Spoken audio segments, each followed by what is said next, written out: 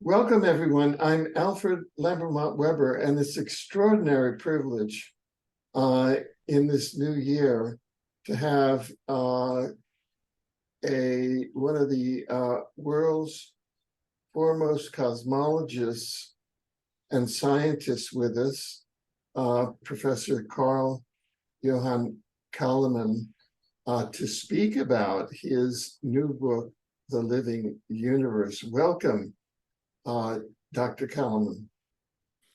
Thank you so much. It's a pleasure to be here. I'm looking forward to it. Oh, well, thank you. Well, you have now published a new book, The Living Universe, the new theory of origins explaining consciousness, the Big Bang, fine-tuning dark matter, the evolution of life, and human history. The links to this will be in the description, and I urge everyone watching to really go to those links. This is an extraordinary book. And I'll just read from one sentence here. The Living Universe, a new theory of origins, explains three different origins: the origin of consciousness, the origins of life, and the origin of the universe itself from the perspective of a scientific theory of everything. Now, I'm just going to pause there and ask you to take it from there, because a theory of everything is an extraordinary cosmological discovery or hypothesis, however one wants to look at it. And so the floor is yours, Dr. Calleman, on your new book, The Living Universe. Thank you very much. Yeah, thank you very much. Well, as you may know, I have been studying the Mayan calendar and written a total now of 8 books that is based on that. And this is really the basis for creating a kind of theory of everything, because the Maya developed a cosmology based on their waves, which they would refer to as plumed serpents. And this is a holistic worldview. Everything fits into each other. And it looks like everything that's been created by this universe comes out of one of these particular waves. And, you know, one of the things we may notice when we go to ancient peoples of our planet is that almost without exception, all over the world, people had a place in their cosmology of some kind of a serpent. And so it's not a unique idea that the Maya had, that our universe was created by a plumed serpent. But what's unique about the Mayan contribution to all of this is that they gave us the timing of these particular waves. And these waves I have referred to as macrocosmic quantum waves, which is to distinguish it from the microcosmic quantum waves, which is the focus of all modern science. And it's typical, you might say, that modern science, which really has a very reductionist approach to understanding the universe, has completely ignored the macrocosmic aspects. And it is like in the kind of worldview that modern science is developing, it is like the human mind, the human ego is on top of everything. And if there are entities, living entities out there in the universe, like solar systems or galaxies or the whole universe, then that's too much to deal with. they simply ignore this and how the large-scale universe has come into being. But by introducing this macrocosmic quantum theory based on these ancient views that everything comes out of serpents or wave movements, sine wave movements, we may also say, it is possible then to unify the entire body of modern sciences, because these waves are creating not only the galaxies and the universe at large, but also all life forms. And when it comes to the human beings, finally, it helps create the kind of civilizations that we humans have created. And it does so basically because we humans are downloading different states of consciousness. And depending on what state of consciousness we download, we tend to look at reality in a particular way, and then we tend to recreate, you might say, exactly what we are seeing through that particular state. And this, I would say, is the background to the theory of everything. Very, very interesting. Now, how does the theory, this may be a naive question, but how does the theory of everything and the macrocosmic waves relate to a theory of intelligent origin of everything? Yeah, well, it just seems that everything fits together in such a way that there must be some kind of a unifying intelligence behind it all. Each wave, they all are generated from what, you know, at least the Maya and several other traditions will refer to as the heavenly abode, or the cosmic center, you might say. And by, you might say, sending out these waves across the universe, the creation of the universe becomes synchronized. There is an overall timing in everything that emerges, and this timing cannot be disturbed, because every new wave that is being activated will actually depend on a certain platform, a certain basis already have been created, upon which a new kind of reality is being enfolded.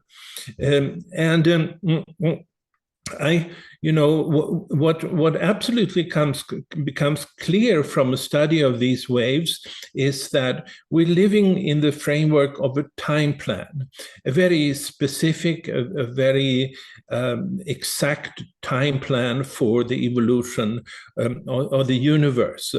And that by itself is sort of anathema, you might say, to established science, which is very afraid of the idea that there might be some kind of synthesizing intelligence behind it all. But what cannot be denied, I would say, is that everything fits if you look upon our reality as having been created by a time plan. Right. Now, you mentioned the waves and the sequential of waves. Could you share with us, for example, some of the specific waves that you may have identified, and what characterizes these waves, and what wave we are in now, and Yeah. just give us a familiarity with the waves, themselves. Yes, absolutely. The basis for this, you might say, is really the fact that the ancient Maya would build their most important pyramids, the pyramids that they were placed in the central of their ceremonial plazas and so forth. That these pyramids were built in 9 levels, and you can say that each of these levels correspond to a particular state of consciousness, and the Maya were not unique by no means by identifying 9 levels for this. For instance, I find the same thing from my own ancestors among the Vikings, who in their creation story identified 9 levels or 9 worlds, as they would talk about. And you will find that from many pagodas in Asia as well, that are built in 9 levels. And these are levels that are distinct. They're like terraces. And so you may look upon the move from one level to another as a kind of a quantum leap. And what that means is that the evolution of the universe is what in science would be referred to as quantized. It happens through activation of new waves that make a quantum leap to another level, and then it starts to create the new reality on this new higher level. And the first level is developed then by what I refer to as the first wave, and it goes back 16.4 billion years prior to our own time. And this is the wave that created the fundaments of the universe, you might say. This includes the Big Bang. It includes the formation of matter. It also leads up to the first simple life forms that we know from our own planet, the simple prokaryotic bacterial cells, and then even the higher cells that are referred to as eukaryotics in biology. The second wave starts with these monocellular organisms, but develop them into multicellular organisms. And so basically it develops all the animals, and as well as the plants that have emerged, as we know for this planet. It started about 800 million years ago, so it's much more recent, and it has a 20 times higher frequency. As you climb and make these quantum leaps, every time you make such, you will increase the frequency of the wave by 20-fold. Then comes the third level, which is basically creating erect species. And it starts with these very small monkey-likes and tarsiers and hardly upright standing themselves, but leads up to the Australopithecans that about 4 million years ago became upright standing with hands free. And then the fourth wave creates our own species, the Homo. But it goes through a number of varieties of Homo. It starts with Homo habilis, which is considered the first human species, and then it goes through Homo erectus and etc. up until Homo sapiens, which is more specifically what we are belong to ourselves. Then, on top of that, that sort of ends or completes the biological evolution. And one thing we could already conclude from this view, where you look upon everything as being part of the creation of serpents, is that it seems we are here not by accident, and we are some kind of biological endpoint for this creation. But that then only becomes the starting point of a number of waves that endow human beings with new states of consciousness. And you might say the fifth level started about 100,000 years ago, and that introduces something interesting and very special for the human species, which is the ability to express ourselves symbolically and artistically. And that has been developing in some kind of a shamanic state of consciousness, I would say, for the past 100,000 years. And then 5,000 years ago, approximately, the sixth wave is activated. And that's a wave that creates the civilizations. The human mind gets a new shape, a new geometry, you might say. And based on that geometry, people are projecting that geometry and start to create pyramids and megaliths and all these kind of things. At the core of the concept of civilization is really the city life that comes out of it. And then the seventh wave starts 1755, AD 1755.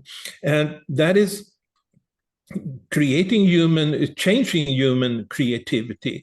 And at that point in time, we know the Industrial Revolution began, and people are starting to make machines and use fossil fuels, and also the system of rule in society is changing, and democracy is gradually becoming a kind of a ideal which replaces the previous monarchies that were the dominating form of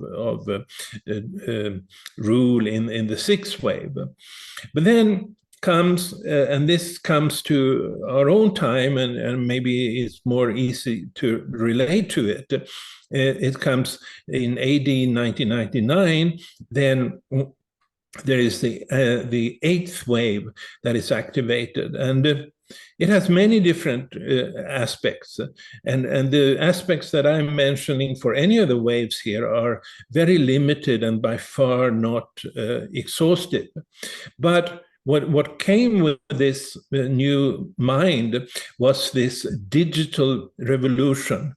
In other words, the mind of people that people started to download became a binary mind, and that binary mind became the basis for looking at everything in terms of how it could be digitalized. And this is the world that we are to a large extent dominated by today. You know, it's easy to see that this created a new world because, you know, if nothing else, you and I are talking here in this new world, in this new medium, in this digital reality. And you might say to a large extent what's happening in the world today happens within the framework of internet or smart technologies and all that kind of thing. But it's not, it didn't just occur accidentally, so to speak. It occurred as a result of a shifting state of consciousness. As I already mentioned, a binary mind was created by this. But then also came in 2011, became activated the ninth wave, which in a sense is a return to the kind of unified mind that existed in the fifth wave. You know, I already mentioned that 100,000 years ago, human beings became something more than animals, and they became unified with a reality that we would probably talk about as shamanic. But then the waves that developed on top of that, the sixth, seventh, and eighth, really created new technologies and new technologies. The ninth wave, on the other hand, is not a new technology, is rather it is a return for us, the possibility of returning to a unified consciousness that would allow us to look upon ourselves as well as everything else, and nature, other human beings, and so forth, as without separation. And actually, it's not like these different waves replace each other. So rather, it is like today we're living in a time when all these 9 waves have been activated. All these waves are accessible to it, and they've been so for about 10 years. But then it's not necessarily so that we have all downloaded these waves. Instead, I think we have like an individual downloading of a mixture of these waves that creates us as unique beings. And so that's a short overview, very short overview.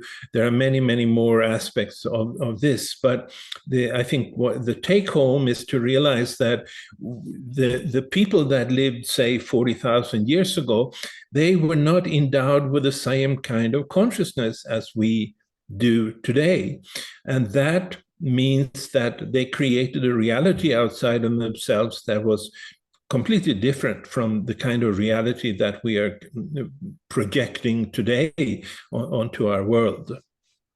Well, thank you. That's a very clear sharing of this. Now, I'd like to ask you a specific question on time, on the concept of time, because you've mentioned it in different contexts, and one is you said, oh, the modern, say, the modern canonical science is very nervous about looking at perhaps some larger factors, intelligence or waves controlling time. And you've also mentioned time acceleration in different contexts. And I wondered if you could speak to what is time? Because we live in, according to the conventional science, they say, oh, we're time-space. We're in a time-space reality. Could you expand perhaps on what is time and how it functions in the waves and the successive waves, etc.? Yes. Well, I think we might start with making the distinction between that the ancient Greeks were making actually about chronos and kairos, which they looked upon as 2 forms of time. And chronos then is the time that we measure, and we measure it based on cycles in the physical reality. You know, typically we will use the year, which is measured by the revolution of the Earth around the sun, or the month, the moon, ideally then based on the revolution of the moon around the Earth. But these are material bodies that we follow these cycles, and based on the number, what kind of a number of such cycles that a certain period corresponds to, we can measure that time. And that's what was referred to as chronos by the ancient Greek. Now, then there is another kind of time, which is more like timing, kairos, so to speak. And that's not based on the physical reality in that sense. And what I have concluded from the Maya is that their particular calendar system that I have outlined here is really then based on quantum waves. And quantum waves are not based on the physical reality. They're not based on astronomical cycles. Instead, they are about the evolution of consciousness, which is also a kind of a wave-like or a cyclical phenomenon, as I have outlined it here. And this is about timing. It's about things happening in the right order, what seemingly miraculously, because we can't really connect it to anything physical. But if you know these particular waves, and a lot of people are aware that there are waves that are influencing their lives, and they have vibrations and so forth.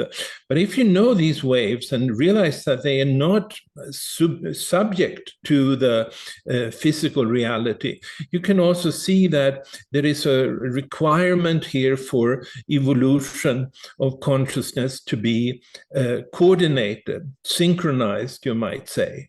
And that makes for an enormous distinction.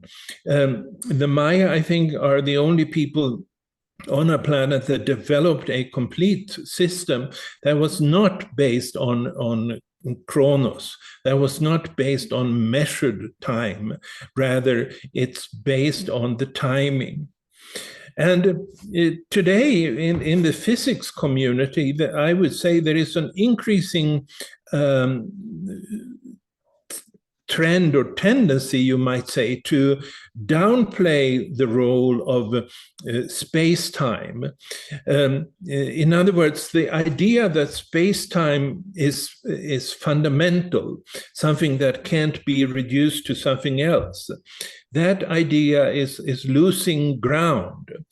And if you think about it, space-time, we've grown up with a kind of physics that we all learned in school that was based on measuring time and space, and in particular how changes in space of a material nature could be reduced or understood as changes in time. But then, if you think about it, is it really fundamental? Is it really something that's basic for the existence of the universe, time and space? Well, you can't point anywhere and say, oh, there is time. Or you can't point and say, oh, there you have a dimension of space. So it's not really something that exists out there. It is something that we humans are imposing on reality. We're projecting it onto reality.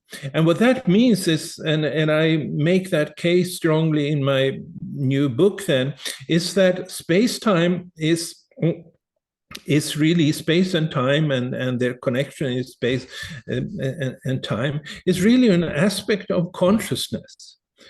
And one interesting thing is that is to understand this phenomena that Carl Jung would a long time ago refer to as synchronicities.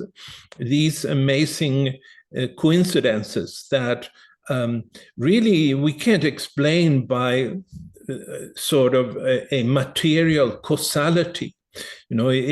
If there is somebody, for instance, you're avoiding, and because you have something not cleared up with that person, and you run into that person in the most diverse and strange places several different times, this cannot be caused by the material reality.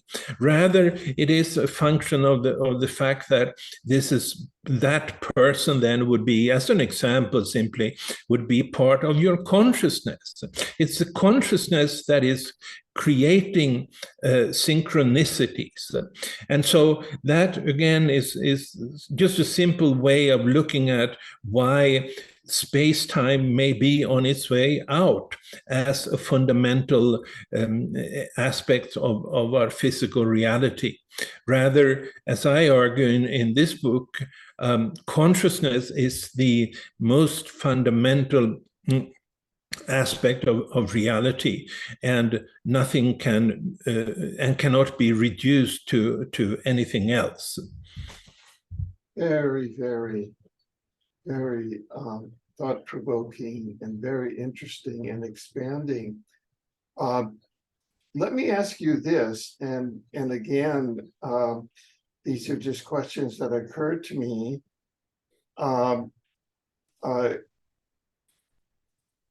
Around 1895, I think the American psychologist William James is credited with coming up initially with the concept of multiverse, that is more than one universe. And so then we have the quote science of the 20th century and now 21st century, which in fact has developed, through string theory and multiple universes, etc. How does the multiverse and multiple universes converge with or is integrated into the theory of waves, as you expounded? Because as you speak of our universe, say within a multiverse. Over to you.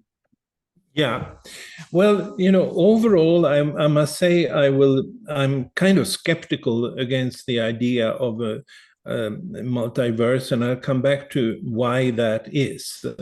But I think it comes with the territory that how to actually prove that our universe is part of a multiverse is a very, very difficult task.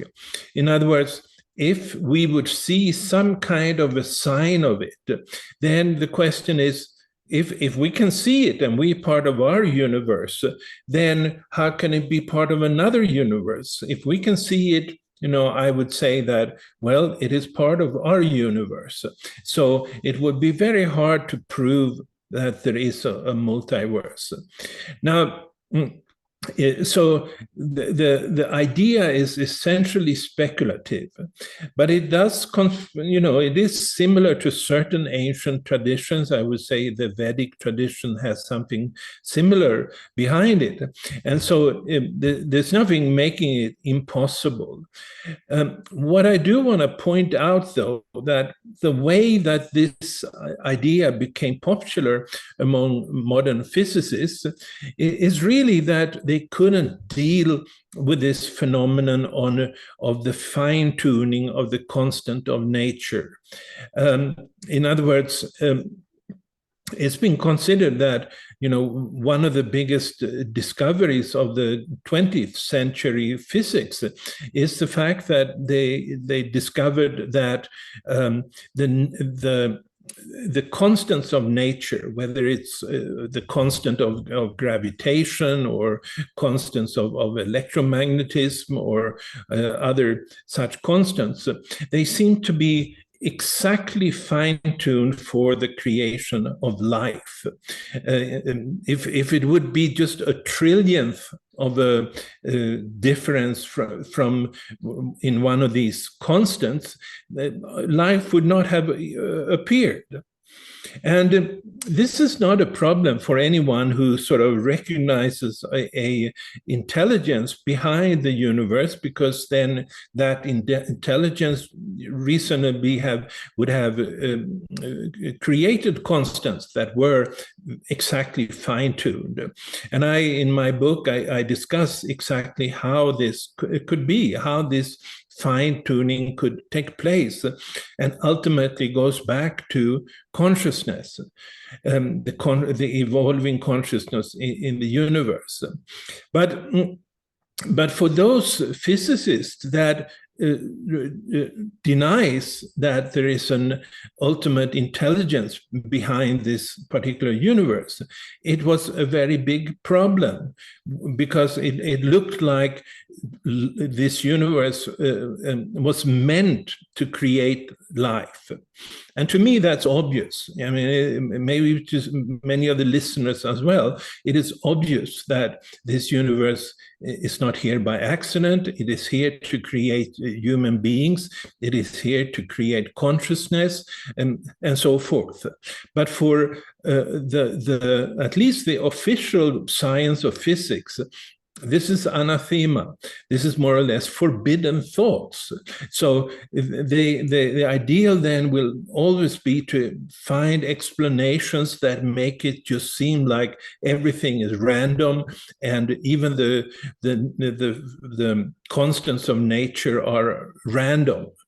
So then the question was then for this group of physicists, which is probably certainly the official view of physics, but certainly a majority of physicists, was to explain if this universe just came about without an intelligence, like a random whim of nature or so, how could it be that the constants of nature are so precisely fine-tuned for the creation of life?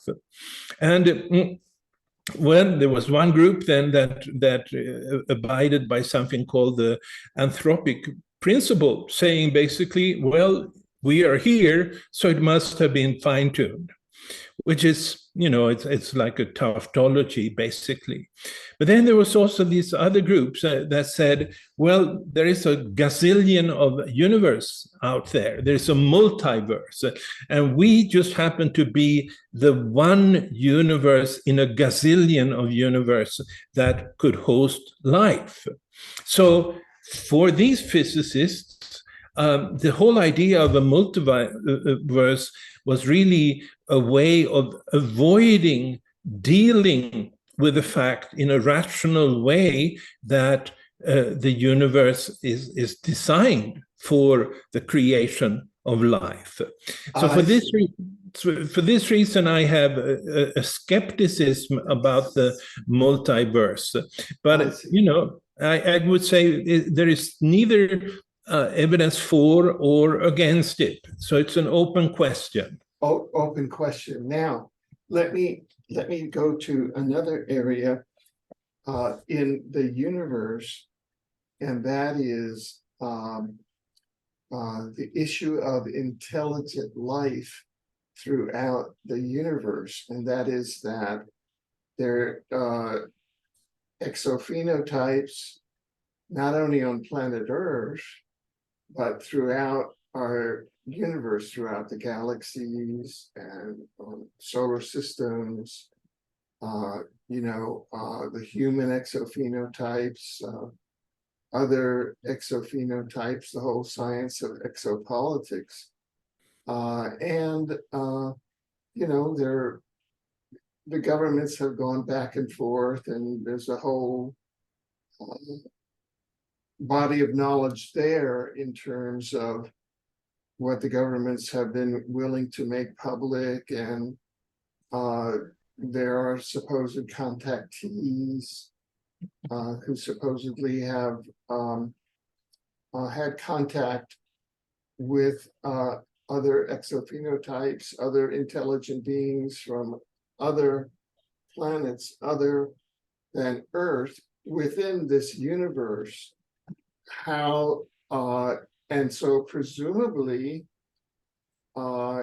these other planets or whatever platforms this intelligence develops on would be subject to the operation of universal waves, because we're within the universe. What are your conclusions or observations or hypotheses at this stage regarding intelligent life elsewhere in our universe? Yeah. Well, the basic idea here is then that biological species and that would include extraterrestrial intelligences, are created through these waves. And these waves emanate from the center of the universe and go out to the entire universe. And that would mean that wherever there is conditions that have been created by the galaxy and by the solar system, the particular star system and the particular planet that are conducive to life, then life would happen. It's a kind of a panspermia theory, but the sperms are not physical. The sperms are these waves that are sending out states of consciousness that in turn create a physical biological life. So in this sense, it's really just what you would expect, that biological species will, in principle, emerge all over the planet. No, sorry, all over the universe. Now, how often is it? I don't think it is as often as most people would think. Now they found several thousand of exoplanets that revolve around their stars, but it's still, very hard to find those particular star systems that seem to be conducive to the emergence of life. And there is this very curious aspect of also when I write about in my book the so-called axis of evil, which is really the scientist's name of the tree of life, I would say. But there is such a map that's been made, including this type of a cosmic axis that's been made from the so-called cosmic microwave background radiation that more or less places our own planet, our own solar system in the center of the universe. Whoa. And it's sort of, some people have reacted and said, this is crazy, this must be an accident, and so forth. And I don't know exactly what to make of it. But I guess my view, if I'm to summarize it, is that yes, the universe is designed to create life in all of its parts, but I don't think that it's so common. I don't think every star system will have the ability to create. There's so many things that need to be fine-tuned for a planet to actually be able to harbor and develop and harbor life that I don't think it's that common, but it's definitely possible out there, and it seems to be part of the logic of how the universe creates planets. That somewhere in a number of places it's actually meant to create life. Now, could you expound more on what you call, you use terms like the axis of evil and radiation? I know there's background microwave background radiation, and around the Big Bang, I think.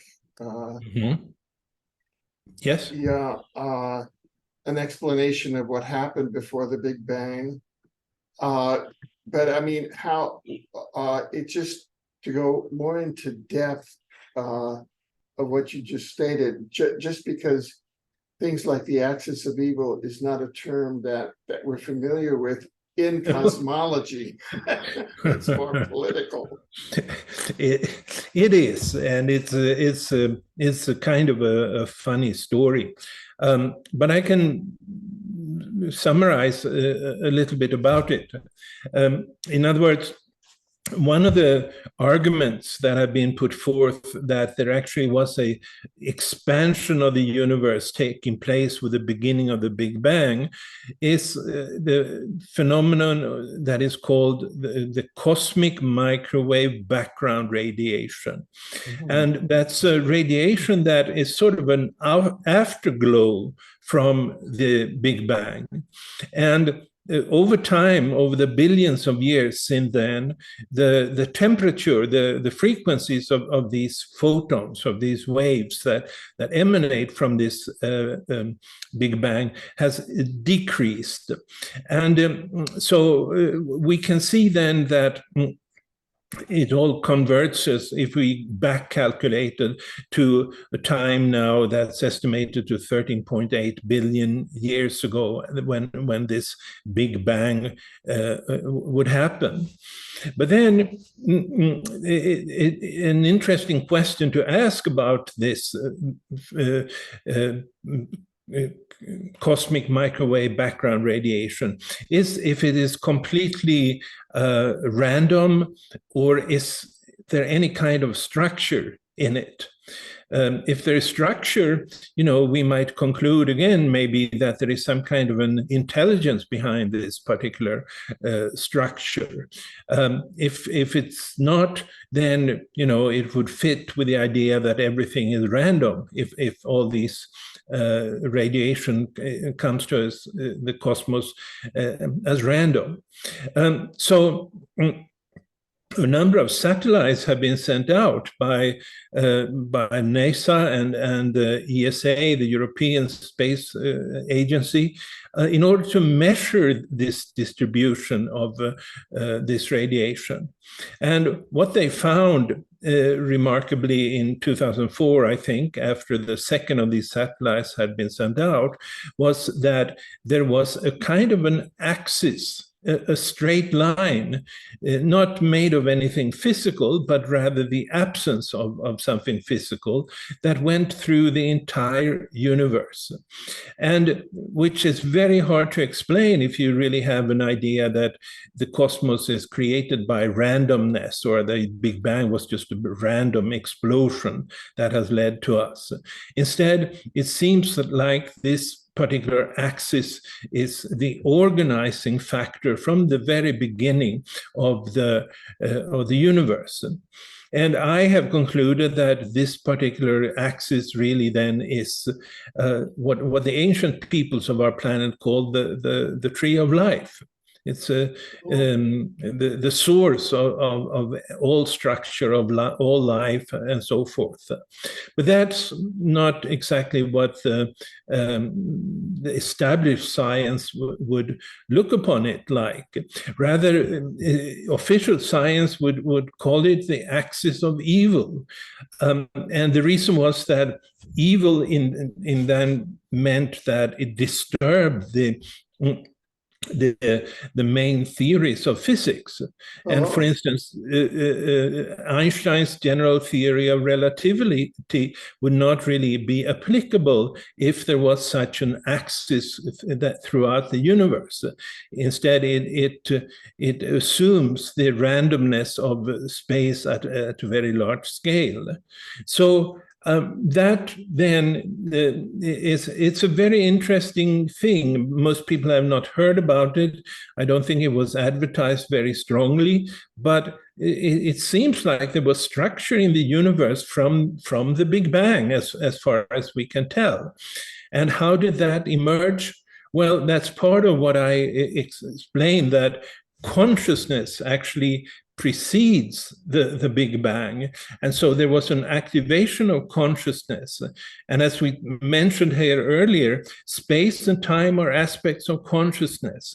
And so that when this consciousness was activated 16.4 billion years ago, it also created like the three dimensions of space.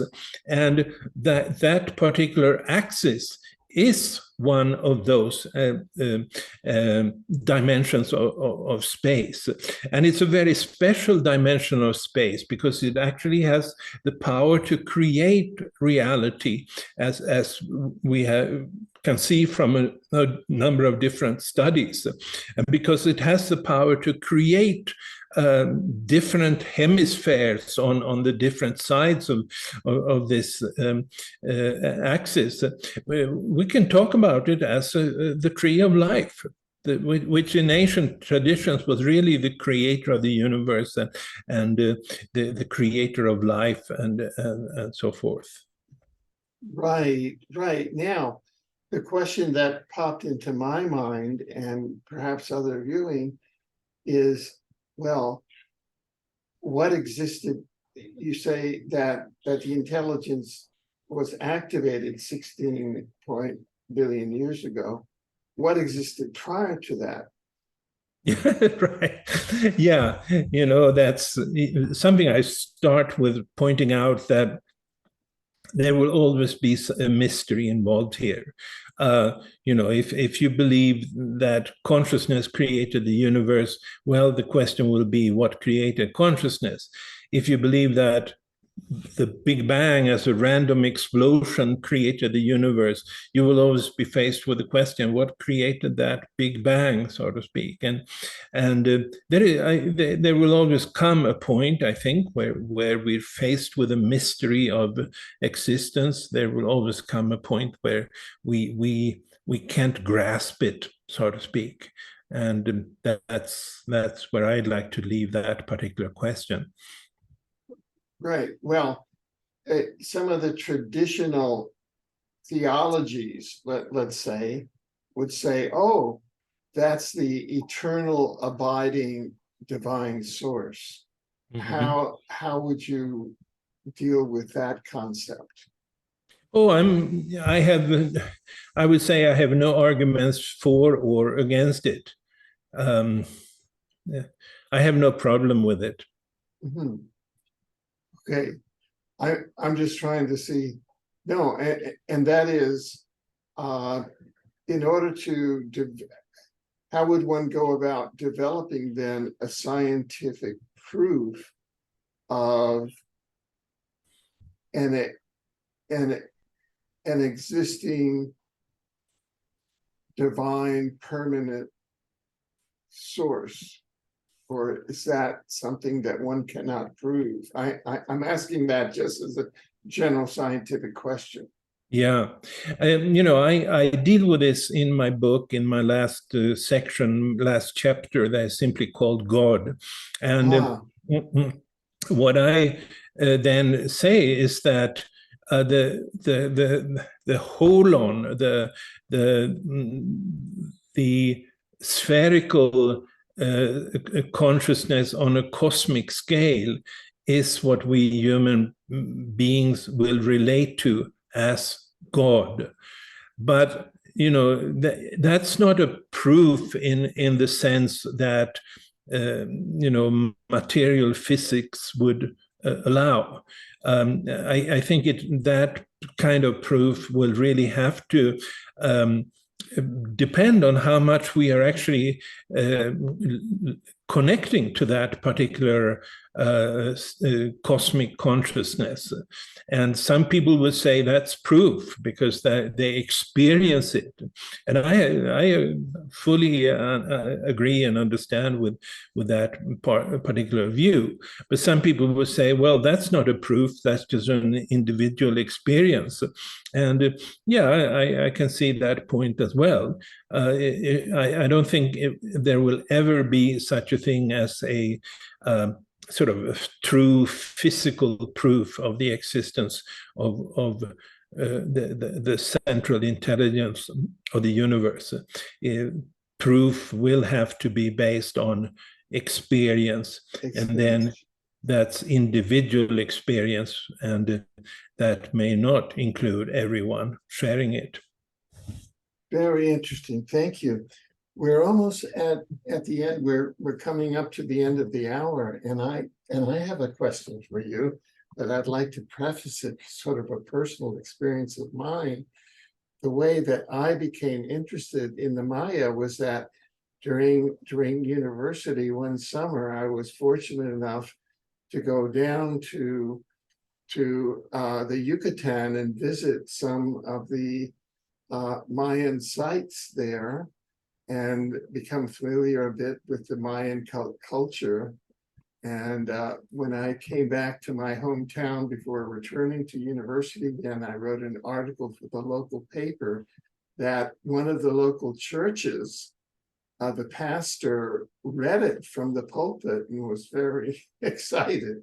So I've always had a resonance with the Maya, going back to them. And I'm just curious, from a personal point of view, if you wish to share, what drew you to the Mayan culture? Yeah, can talk about that. Is it, by the way, since you're mentioning a little bit about your Native American experience, is that paintings of Kwakiutl peoples that you have behind you? Yeah, that's very, very interesting. Those are from a First Nations style here in Canada, in BC. And one of our housemates was a very well-known First Nations artist from that culture. So he gifted us those. And those, I believe, are mainly they paint the animals, you know, the killer whales and others. However, yes, they're eagles and killer whales. However, if you go from an archetype point of view, that is, their intention may be to, oh, this is the killer whale and this is the eagle because they represent things in their culture. But archetypally, there may be some of the deeper archetypes from their culture. But that's a history of these. Our housemate was kind enough to gift us those. He's very well known, and he's represented at a gallery here in Vancouver, Canada. Good. I've been a lot in that area, and not so long ago I actually saw a pod of the killer whales in the Puget Sound up there, but now I'm down here in the desert in Santa Fe. But to return to your question,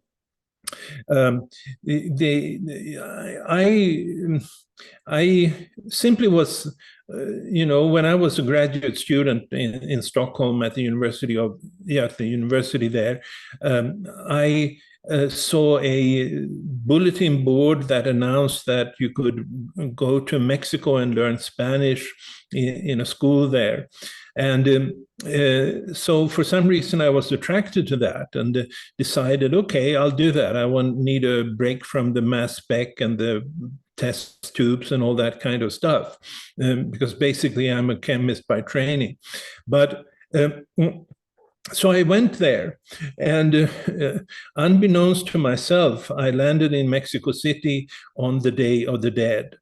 And in those days, this is 1979, and it wasn't very much, there was no internet, there was not so much communication. So it's not so strange that I just happened to land on that date. But I just came directly into that particular chaos that all the families are visiting their cemeteries in different directions from Mexico City, and having these parties, if you like, with their dead. And it didn't take long until I really fell in love with the Mexican culture, not only Mayan, but there's something immensely colorful, and certainly it was quite different from the kind of reality that I mostly would be working in at the lab in Stockholm. But then I also traveled around, and I came down even to Guatemala and visited some of the Mayan sites, and I had this immediate sense, this intuitive sense that their calendar system was right. But then it took a long time until I actually started to devote myself to understand this calendar system. But the basic idea, I just, it wasn't like one thing that happened in Mexico in those days that made me turn into the Mayan calendar. It was just that I felt so much at home with the Maya and the culture. And much later, I learned that, you know, I'm 5 Jaguar in the Mayan calendar, in the sacred calendar, and I'm born at the exact midpoint of the month of Maya. And so I, you know, later I have looked upon it more as a mission that was I had from the very beginning, but then by going there, it triggered me and it created the attraction, and it took another probably 13 years until I left my previous career and could devote myself fully to this. Well, thank you very much for sharing that. I really, and I would like to share again with our listeners Dr. Johan Calleman's book, The Living Universe, A New Theory of Origins, explaining consciousness, the Big Bang, fine-tuning, dark matter, the evolution of life in human history. We have the full links and description in the article accompanying this and in the description to this video, and we heartily recommend it. And this is part of the living universe, and thank you for being part of the living universe that has explained to humanity that we do live in a living universe. So we salute you, and we thank you for your life's work, and we thank you for your latest book, Dr. Calleman. Thank you. Thank you so much, Alfred. It's been a great pleasure. I think we are kin souls in this, and so are everyone who recognizes that we're living in a living universe, and we're small parts of it, but we can also change things, each one of us. Thank you.